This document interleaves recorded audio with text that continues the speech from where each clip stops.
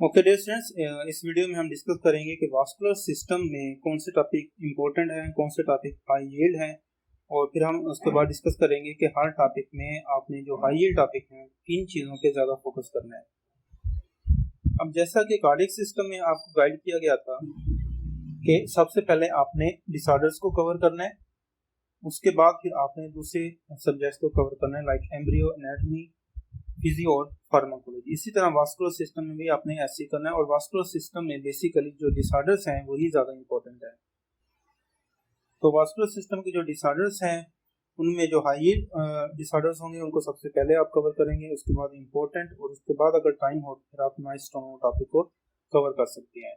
जब थ्योरी आप कवर कर लेंगे तो आपने वास्कुलर सिस्टम के एमसीक्यूज की प्रैक्टिस करनी है। ओके, तो अब हम डिस्कस करते हैं कौन से टॉपिक इंपॉर्टेंट हैं, कौन से टॉपिक हाई यील्ड हैं।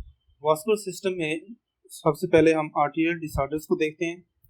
इनमें हमारे पास 5 टॉपिक ऐसे हैं जो हाई यील्ड हैं, और वो 5 टॉपिक कौन से हैं? हाइपरटेंशन हाई यील्ड टॉपिक है।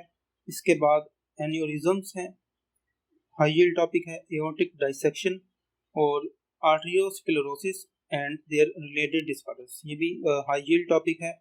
और फिर हमारे पास है शॉक, ये भी हाई यील्ड टॉपिक है। इसके अलावा सबक्लेवियन स्टील सिंड्रोम है, एक्यूट लिम्ब इस्कीमिया है, और पेरिफेरल वास्कुलर डिजीज, इसको पेरिफेरल आर्टेरियल डिजीज भी कहते हैं। ये 3 टॉपिक इंपॉर्टेंट हैं।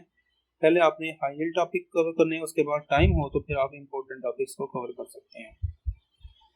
फिर हम वेनस डिसऑर्डर्स की बात करें तो इसमें 2 टॉपिक हाई यील्ड हैं, डीवीटीज यानी डीप वेन थ्रोम्बोसिस और वेरिकोस वेन्स, ये हाई यील्ड टॉपिक हैं।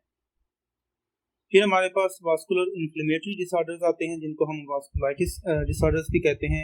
इनमें हमारे पास 3 कैटेगरीज हैं। लार्ज वेसल वास्कुलाइटिस है, मीडियम और स्मॉल वेसल वास्कुलाइटिस हैं, और ऐसे भी इन्फ्लेमेटरी वास्कुलर डिसऑर्डर्स हैं which involve the vessels of all size, तो उनको ऑल साइज वास्कुलाइटिस भी कहते हैं। लार्ज वेसल वास्कुलाइटिस में टेम्पोरल और टाकायासु दोनों हाई यील्ड टॉपिक हैं।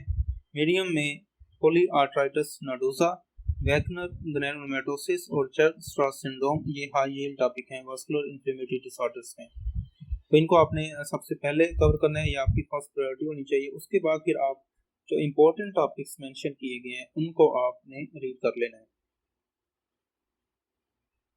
और इसमें आपको एक ये भी पता होना चाहिए कि कौन सा डिसऑर्डर किस वेसल को इन्वॉल्व करता है। लाइक लार्ज वेसल वास्कुलाइटिस में कौन से डिसऑर्डर हैं।